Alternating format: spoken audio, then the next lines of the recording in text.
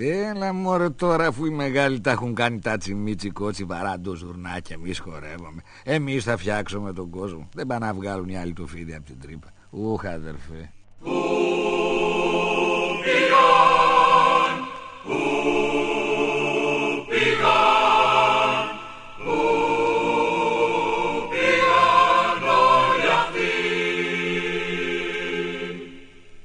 Σε ποια σημαία τυλιγμένοι ταξιδέψαν ξεχασμένοι? Πού πήγαν όλοι αυτοί? Φύγαν νωρίς χωρίς να δουν κι ίσως ακόμα να απορούν γιατί φύγαν και για ποιους.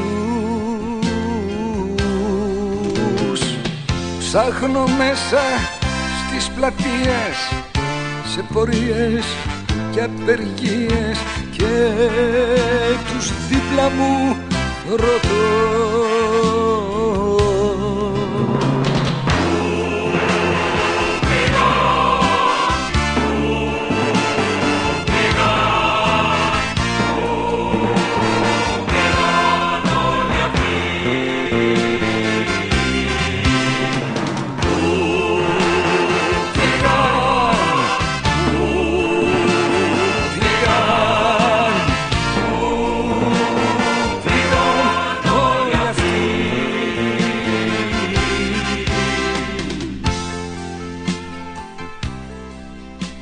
Εμείς ό,τι ήταν να κάνουμε το κάναμε στα νιάτα μας. Και πορείες και απεργίες και ασφάλειες και ξύλο.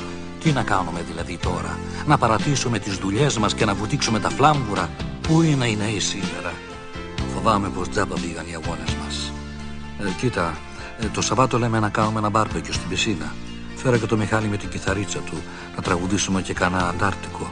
Έτσι, να θυμηθούμε τα παλιά. Οι νέοι σου λέει. Τι ξέρουν αυτοί από αγώνες? Σκέπτη απογοήτευση. Ντρέπομαι να κυκλοφορήσω.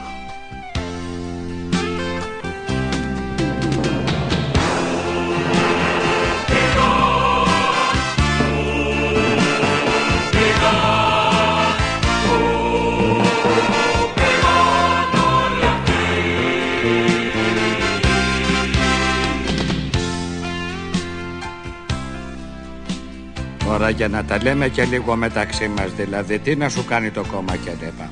Αφού και οι άλλοι δηλαδή τα ίδια με εμάς λένε και πιο μοντέρνα δηλαδή και λοιπά. Εμείς παιδί μου μείναμε πίσω δηλαδή. Θέλεις μεγάλο κόμμα δηλαδή και λοιπά. Άνοιξε το λαό δηλαδή. Φανερά όμως. Άλλο τότε δηλαδή και άλλο τώρα. Τώρα οι μάχες δίνονται στο κοινοβούλιο, μάτια μου δηλαδή και λοιπά. Και όπως τότε έτσι και τώρα εμείς στην πρώτη γραμμή της μάχης δηλαδή και λοιπά. Μπροστά στη Βουλή δηλαδή. Και με τους νικητές αυτή τη φορά δηλαδή και λοιπά. Γιατί μάτια μου και αυτοί από εμάς προέρχονται δηλαδή. Και σου λέω τότε για πότε πεθαίνει η αντίδραση μάτια μου δηλαδή και λοιπά.